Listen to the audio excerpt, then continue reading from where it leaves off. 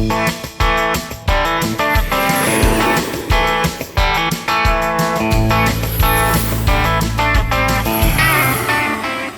name is Jeff Corman. We're here today at Corman Airport in Greenwood, Delaware. AOPA keeps flying safe, accessible, and fun by protecting your freedom to fly. We are the most trusted one-stop resource for all things related to general aviation. Become an AOPA pilot today. This company started in 1946 with Donald Clark outside of Clayton, Delaware. He got out of the business and Joe Hudson bought the existing operation in the fall of 1949. My dad bought the business from Joe in 1987. This was a private airport. When he bought it, there was 2 hangars here. So we built everything else. As you can see, we like airplanes and building buildings. We have 2 Air Tractor 802s, 1 Air Tractor 602, 1 550 Thrush, 4 510 Thrushes, and 1 400-gallon Thrush.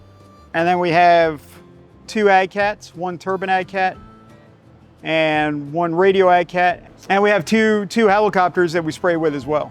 These airplanes are specifically built for aerial application. They're built around the tank. They're built around the idea of performance and safety. The foremost is safety. Some of the safest airplanes in the world. And it's all built around protecting the pilot. And then the next thing, if you look at the wing design, is for the spray pattern, to get a good spray pattern across the field.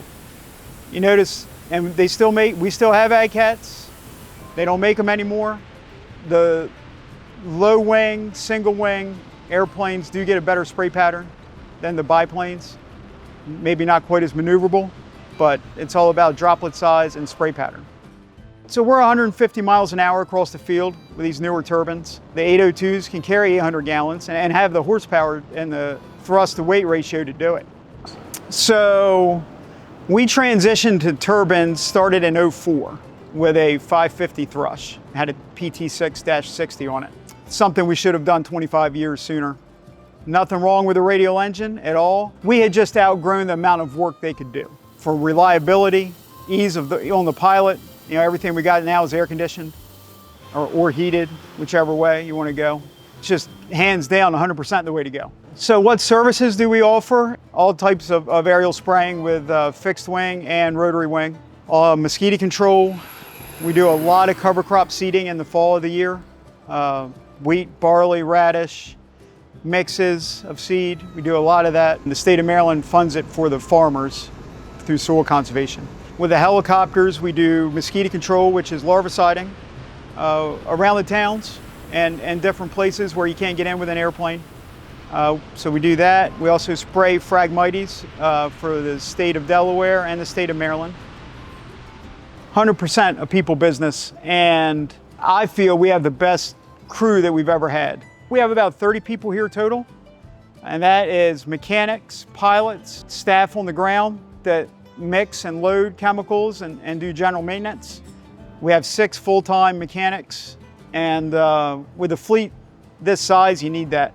So we have 9 pilots total. Commercial, obviously that's the minimum qualification. Tailwheel time, and the main thing is whether if you just fit in, and if you have good common sense. You don't want cowboys here. It's a very serious thing that we're doing. Things are very expensive. There's a lot of liability. So you want the right person in that airplane. I try to home grow our pilots.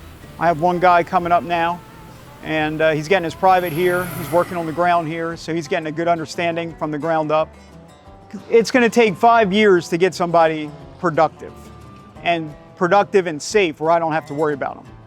All our people get a percentage per acre. So first year maybe 50,000, and my highest paid pilot makes about 200.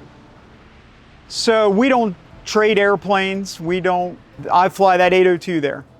I flew the 400-gallon Thrush today, just kind of give it a shakedown because I hadn't sprayed in about 6 weeks. We're 100% weather dependent. Everything we do is due to the wind,